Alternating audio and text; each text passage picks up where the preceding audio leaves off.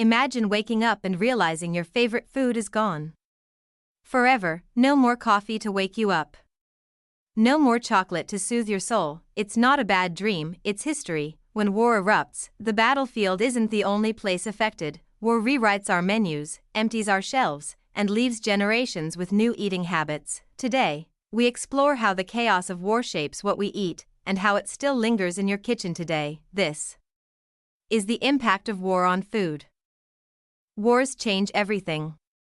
Not just maps or political power, but how we live day to day, and food is always at the center of that transformation. From the grain shortages of Napoleon's Europe to the rise of instant noodles in post-World War II Japan, conflict has always influenced cuisine. Food during wartime becomes more than nourishment, it becomes a political tool, a morale booster, and sometimes, a weapon.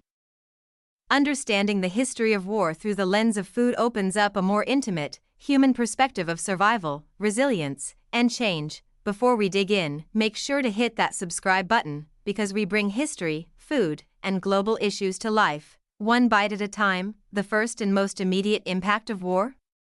Disruption. Wars uproot farmers, destroy harvests, and cut off trade routes.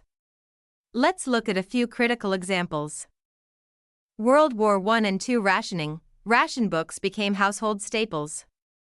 Families were limited in their purchases of meat, sugar, and butter. Victory gardens emerged as a patriotic duty. Grow your own, so the troops can eat too. Napoleonic wars and blockades. British blockades caused food shortages across Europe. With maritime trade paralyzed, even wealthy cities suffered. This led to civil unrest and hunger-fueled revolutions. Modern parallels. Ukraine beyond. The war in Ukraine disrupted global wheat and sunflower oil markets. Countries dependent on Ukrainian exports faced price hikes and shortages. Did you know, in World War II Britain, the banana disappeared entirely? A whole generation didn't taste one until the war ended. When war gets brutal, food becomes a weapon. Controlling food means controlling people. The Soviet Holodomor. In the 1930s, Stalin orchestrated a famine in Ukraine by seizing grain and sealing borders. Millions starved. It wasn't an accident, it was engineered hunger. The U.S. Civil War, Union forces blockaded southern ports, cutting off food and supplies. Starvation became a tool of surrender. Siege of Leningrad, World War II, over 800 days of siege. People ate wallpaper paste, pets, even sawdust. Over 1 million people died, but the city never surrendered.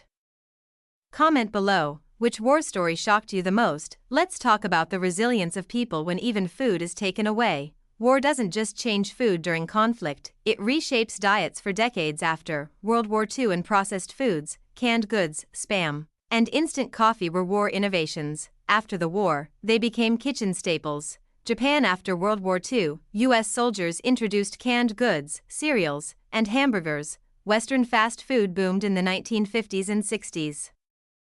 Korean War. Instant ramen. Post-war poverty and hunger led to innovations in quick, affordable meals. Instant noodles became a global sensation. Fun fact: chocolate was a soldier's ration before it was a treat, specially designed to melt in the mouth, not the hand.